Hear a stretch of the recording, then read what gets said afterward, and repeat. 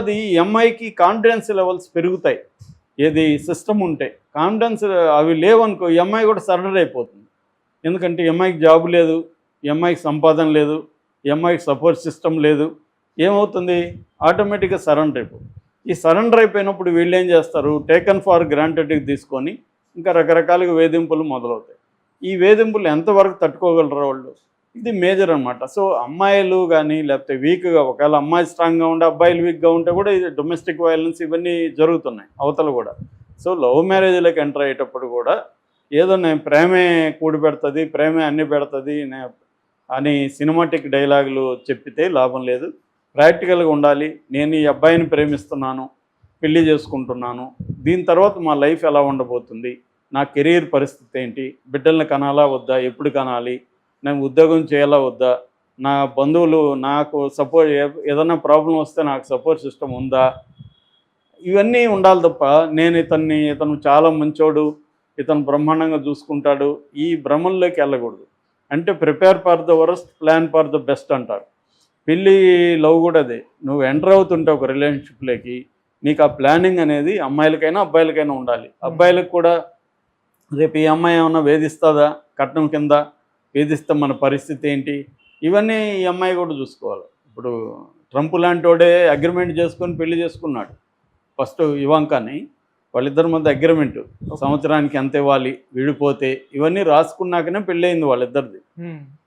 అలా అంటే అతను బిజినెస్ మ్యాన్ కాబట్టి జాగ్రత్తగా ఆలోచించుకొని, రెండోది అమెరికాలో చాలా పెద్ద ఎత్తున డైవర్స్ ఇవ్వాల్సి ఉంటుంది. అంటే పెళ్లి చేసుకున్నావంటే నీ సగం ఆస్తి కోల్పోతున్నట్టే అని కూడా సామెత ఉంది అక్కడ. నువ్వు పెళ్లి చేసుకుంటున్న ఆస్తి అంటే సగం ఆస్తి నువ్వు ఇచ్చేయడానికి రెడీ అయితేనే నువ్వు పెళ్లి చేసుకోవాలి. సో అందుకని ట్రంప్ అలా చేసుకున్నాడు. సో ఇక్కడ కూడా ఇప్పుడు వస్తున్న సమస్యల దృష్ట్యా అబ్బాయి కానీ అమ్మాయి కానీ ఏంటంటే ముందుగా అన్నీ ఆలోచించి ప్లాన్ చేసుకొని వరస్ట్కి ప్రిపేర్ అయ్యి చేసుకోవాలి తప్ప మనం ఏదో లైఫ్ లాంగ్ కలిసి ఉంటాము, ఈ ప్రేమని భోంచేసి ప్రేమని నిద్రపోయి ప్రేమతోనే ఉంటాము అనే ఒక భ్రమంలో ఉండకూడదు. అమ్మాయిలైనా అబ్బాయిలైనా, ముఖ్యంగా అమ్మాయిలకి ఎక్కువ అభద్రత ఎక్కువ ఉంటుంది. ఎందుకంటే మన దేశంలో ఇప్పటికీ ప్యాట్రియాటిజం ఉండదు. సో అమ్మాయిలు తక్కువ అనే ఫీలింగ్ ఉంది. ఇప్పుడు అమ్మాయిలు అబ్బాయి ఇద్దరు ఈక్వల్ ఉద్యోగాలు చేస్తున్న, ఇంట్లో పని అంతా ఎవరు చేస్తారు? అమ్మాయే చేస్తుంది. పిల్లలు ఉంటే పిల్లల పెంపకం ప్రధానంగా ఎవరు చూసుకుంటారు? అమ్మాయే చూసుకుంటుంది. ఇవన్నీ కూడా ముందుగా డిస్కస్ చేసుకొని చేయకపోతే ఈ అమ్మాయి అదే చేసింది. ఈ అమ్మాయి తొందరపడింది. ఈ అమ్మాయి అభిలాష్ అనేవాడిని నమ్మేసింది కంప్లీట్గా. దాంతో ఈ అమ్మాయి కెరీర్ పోయింది, ఈ అమ్మాయి సపోర్ట్ సిస్టమ్ ఫ్యామిలీ పోయింది, దాంతో ఇతని మీద డిపెండ్ అయిపోయింది.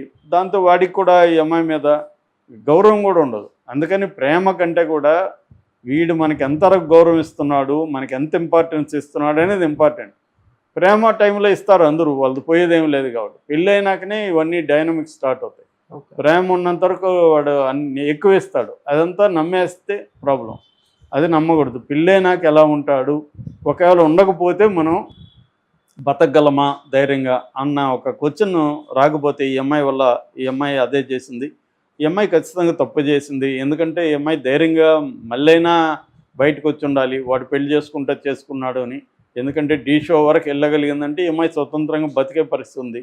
కానీ ఈ అమ్మాయి ఎమోషనల్గా ఇన్వాల్వ్ అయిపోయినట్టుగా మనకు అర్థమవుతుంది. ఎమోషనల్గా అవ్వడం అనేది మేజర్ ప్రాబ్లం మన జనరేషన్లో. ఎమోషనల్గా అయిపోతే ఏమవుతారంటే అతను లేని జీవితాన్ని ఊహించుకోవడమే భయం అవుతుంది. నిజానికి ఏమీ కాదు, వీడి కాబట్టి ఇంకో గొట్టంగాడు దొరుకుతాడు అనుకుంటే ఏమీ కాదు. కానీ ఆ ఎమోషనల్గా ఇదైపోయి తనకి సపోర్ట్ సిస్టమ్స్ ఏమి లేకుండా ఉనుంటే, ఇప్పుడు ఫ్యామిలీ వాళ్ళతో చెప్పుకునేది, బ్రదర్తో చెప్పుకునేది, ఒక సపోర్ట్ సిస్టమ్ ఉండేది, అవన్నీ పోయినాయి. రెండోది ఈ సెల్ఫీ వీడియోలు చేసే సైకాలజీ ఏమంటే, మనం కానీ పేర్లు చెప్పేస్తే వాళ్ళు దొరికిపోతారు అనుకుంటారు. అది అబద్ధం. ఈ మన లీగల్ సిస్టమ్ ఎలా ఉంటుందంటే, ఇప్పుడు ఈ అమ్మాయి పేరు చెప్పింది కదా అబ్బికి ఏమీ కాదు, విచారిస్తున్నారంటే, ఇంకా అంతవరకు అరెస్ట్ కూడా చేయలే, విచారిస్తారు. ఆధారాలు ఏమి లేవు, అమ్మాయి అనవసరంగా చెప్పింది, నేను పెళ్లి చేసుకోవట్లేదు, ఏం లేదు, అమ్మాయి ఊహించుకుందని చెప్తారు. ఏమవుతుంది? మహా అంటే జైలు, బెయిలు, మళ్ళీ బయటకు వస్తాడు. అది కూడా జరగదు. డబ్బులు ఉంటే మేనేజ్ చేసుకోవచ్చు, ఎఫ్ఐఆర్నే మ్యానిపులేట్ చేసుకోవచ్చు.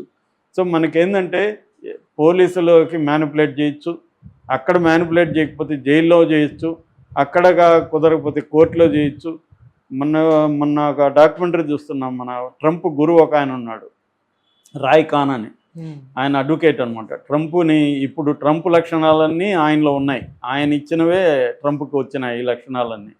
సో ఆయన బయోగ్రఫీ డాక్యుమెంటరీ చూస్తుంటే ఆయన ఒక మాట అంటున్నాడు, ఎవరైనా ఒక కేసుకి వస్తే వాడు లా ఏం అడగడంట, జడ్జి ఎవరని అడుగుతాడంట. అంటే జడ్జి ఎవరో చెప్తే దాన్ని బట్టి అతను ప్లాన్ చేసుకుంటాడు, ఆ జడ్జిని మనం మ్యానిపులేట్ చేయొచ్చా లేదా అని. ఇక్కడ కూడా అంతే. ఇక్కడ ఫర్ ఎగ్జాంపుల్ ఒక రెడ్డి కులస్తుడైన జడ్జి ఉన్నాడు అనుకో, లాయర్లను కూడా రెడ్డి కులస్తులను పెట్టుకుంటారు ఎక్కువ మంది. నేను జైల్లో ఉన్నప్పుడు 9 మంది ఒక దాని ఏమంటారు ఎంసెట్ కేసులో వచ్చారు ప్రొఫెసర్లు. వాళ్ళు 9 మంది ఒకే కేసులో ఉంటే అందరూ కలిసి ఒక లాయర్ని పెట్టుకోవాలి కదా, పెట్టుకోలే. ఒక్కొక్క కులం వాళ్ళు ఒక్కొక్క కులం లాయర్లను పెట్టుకున్నారు. అంటే వాళ్ళ కులం వాడైతేనే బెటరు అనేది వాళ్ళు నమ్ముతారు. సో అలాగా మనం న్యాయ వ్యవస్థ కానీ పోలీసు కానీ అన్నీ కానీ డబ్బు, కులము, పరపతి, పవరు ఈ వీటి చుట్టూ తిరుగుతుంది. కాబట్టి ఇప్పుడు ఈ అమ్మాయి తరఫున పోరాడే వాళ్ళు ఎవరు లేరు కాబట్టి ఈ అమ్మాయికి న్యాయం అనేది అస్సలు జరగదు. ఈ అమ్మాయి అనుకోని ఉండొచ్చు, నేను సెల్ఫీ తీసి అబ్బి పేరు చెప్పేస్తే శిక్ష పడిపోతుంది, ఏమీ పడదు. కాబట్టి చనిపోయేటప్పుడు ఎవరి పేరు చెప్పి చనిపోతే వాళ్ళకి శిక్షలు పడతాయనేది సినిమాల్లో చూసో ఇంకో దగ్గర చూసి నమ్మకండి, వాళ్ళకి ఏం పడవు.